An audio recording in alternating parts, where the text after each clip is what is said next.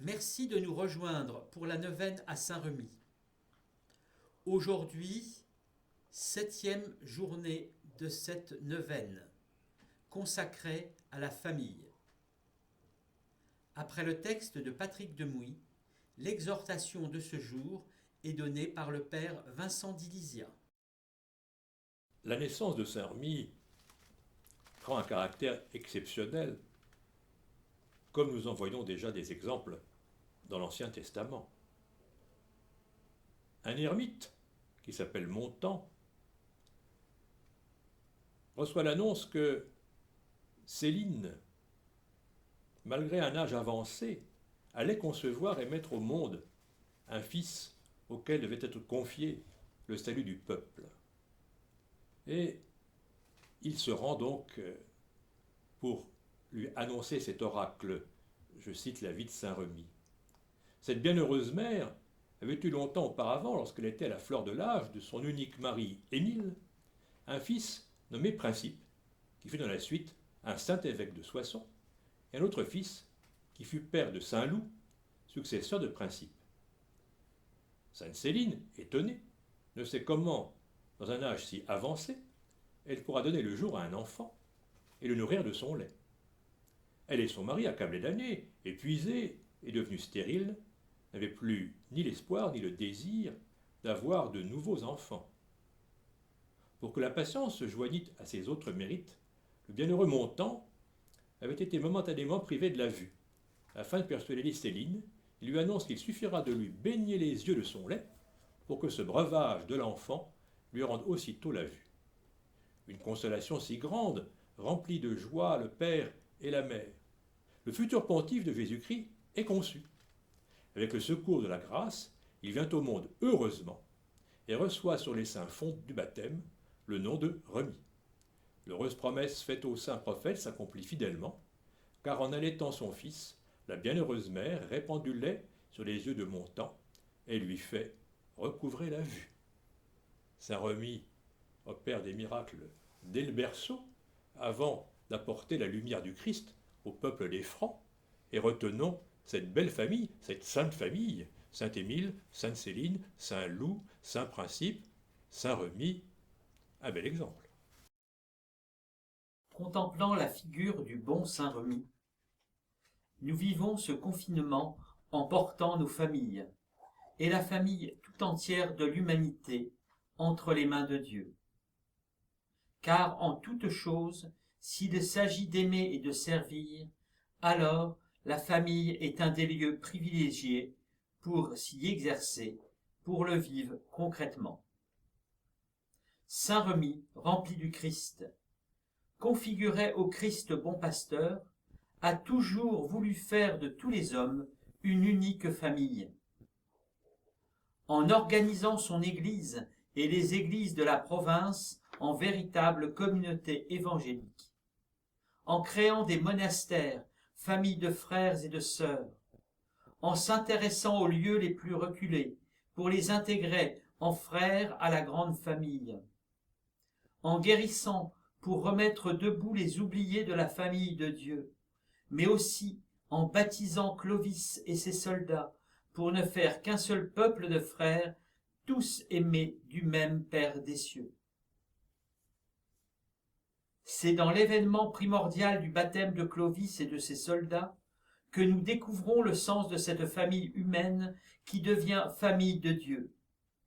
Saint Remy, à la suite du mandat du Christ de porter l'Évangile à toutes les nations et de les baptiser, plonge le roi franc dans la Trinité.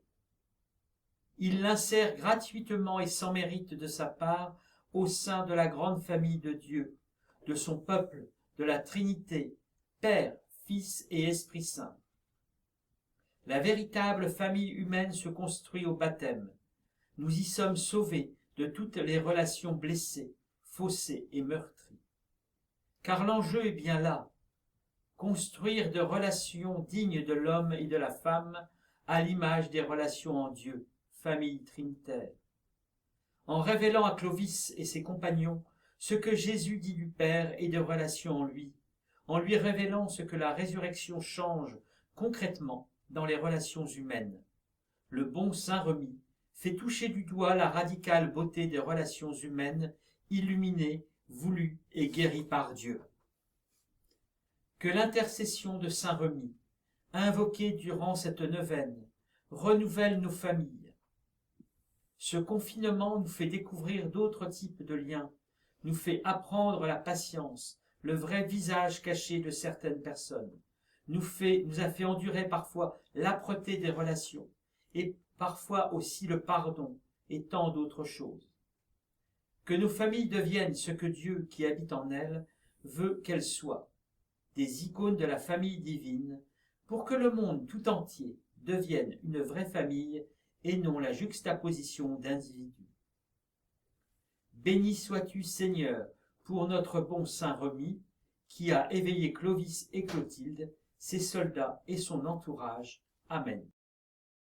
À l'orgue de la basilique, le titulaire Benjamin Stens. Cette musique sera suivie de la prière dite par les sœurs Clarisse et par le chant traditionnel à Saint-Remi.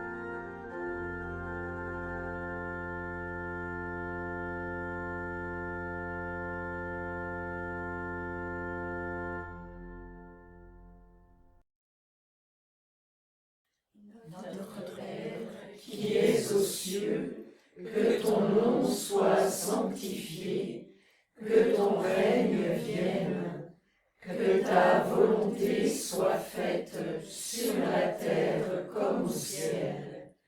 Donne-nous aujourd'hui notre pain de ce jour. Pardonne-nous nos offenses, comme nous pardonnons aussi à ceux qui nous ont offensés. Et ne nous laisse pas entrer en tentation, mais délivre-nous du mal. Car c'est à toi qu'appartiennent le règne, la puissance et la gloire, pour les siècles des siècles. Amen.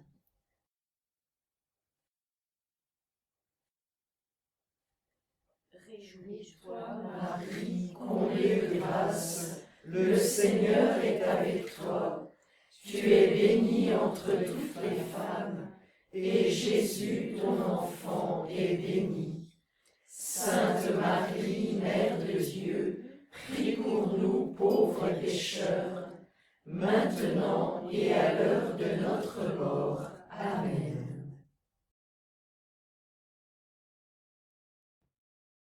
Honneur et gloire à toi, Dieu très bon, toi seul est saint, toi seul est grand, par saint Remi, l'apôtre des Francs, conduis ton peuple vers ta maison. Que la foi brille dans nos cœurs, que nos yeux chantent l'espérance. Dieu nous donne la délivrance, l'amour du Christ nous rend vainqueurs. Honneur et gloire à toi, Dieu très bon, toi seul est saint, toi seul est grand.